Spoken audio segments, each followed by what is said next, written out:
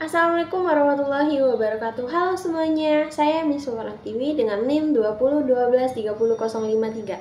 Saya merupakan mahasiswi dari program studi pendidikan agama Islam di Universitas Islam Negeri Sultan Taha Saifuddin Jambi. Baiklah, pada kesempatan kali ini saya akan mempresentasikan materi tentang pendidikan di sekolah dengan 3 fokus utama, yaitu yang pertama, pendidikan bagi anak keterbelakangan mental. Yang kedua, pendidikan anak berbakat. Yang ketiga, pendidikan di daerah terpencil dan keluarga miskin. Baiklah, pembahasan yang pertama itu pendidikan bagi anak keterbelakangan mental. Anak berkebutuhan khusus atau disebut dengan ABK adalah anak-anak yang memiliki karakteristik yang berbeda dari anak lainnya. Perbedaan ini bisa dalam hal mental, emosi, ataupun fisik. Karena perbedaan ini mereka memerlukan pendekatan pendidikan yang berbeda dengan khusus agar bisa berkembang secara optimal. Terdapat konsep dasar bagi anak keterbelakangan mental. Untuk memahami anak berkebutuhan khusus, kita mengenal 2 jenis perbedaan. Yang pertama itu interindividual, yaitu perbedaan antara satu individu dengan individu lainnya. Yang kedua, intraindividual, yaitu perbedaan kemampuan dalam diri anak itu sendiri. Terus juga terdapat karakteristik anak keterbelakangan mental. Karakteristik anak terbelakangan mental dibagi ke dalam 3 tingkat. Yang pertama itu tingkat ringan, yang artinya mampu mengikuti pembelajaran dasar.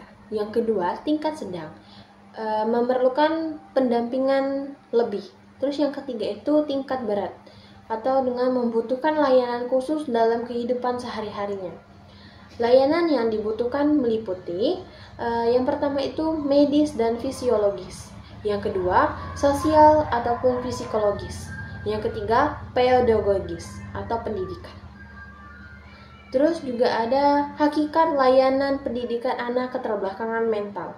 Ada 3 model layanan pendidikan untuk anak berkebutuhan khusus. Yang pertama itu segregasi, pemisahan dari sekolah umum ke sekolah luar biasa. Terus yang kedua, integrasi, anak belajar di sekolah umum dengan dukungan tertentu. Yang ketiga itu inklusif, anak belajar bersama di sekolah umum tanpa pemisahan. Pembahasan kedua, pendidikan anak berbakat. Pendidikan anak berbakat adalah anak yang memiliki kemampuan luar biasa dalam berbagai aspek, seperti intelektualnya, terus bakat akademik, kreativitas, serta kepemimpinan dan seni. Mereka memerlukan pendekatan pendidikan yang sesuai untuk mengembangkan potensi yang dimilikinya. Terus juga terdapat ciri-ciri dan model pendidikan anak berbakat. Ciri-ciri anak berbakat yang pertama itu perkembangannya lebih cepat dari anak yang lain. Terus yang kedua, intelektualnya tinggi. Terus yang ketiga, kemampuan menganalisis yang sangat baik. Model pendidikan untuk mereka adalah akselerasi atau loncat kelas. Yang kedua itu pengayaan materi. Yang ketiga, pengelompokan berdasarkan kemampuan mereka. Selanjutnya itu masalah dan prinsip penyelenggaraan. Anak berbakat juga memiliki tantangan seperti drop out karena mereka mudah merasa bosan. Terus yang kedua, prestasi tidak sesuai dengan potensinya. Terus yang ketiga, kebosanan dan frustasi dalam belajar. Prinsip pendidikan yang penting adalah menggunakan kurikulum yang berdiferensiasi, menciptakan lingkungan belajar yang kondusif, melibatkan guru yang kompeten dan terlatih. Pembahasan ketiga, pendidikan di daerah terpencil dan keluarga miskin. Kesenjangan pendidikan terjadi karena berbagai faktor, antara lain minimnya infrastruktur seperti jalanan dan sekolah. Yang kedua, kekurangan guru. Yang ketiga, masalah ekonomi keluarga. Yang keempat, keterbatasan akses teknologi. Dan yang terakhir, rendahnya kesadaran akan pentingnya pendidikan. Dampak dan strategi.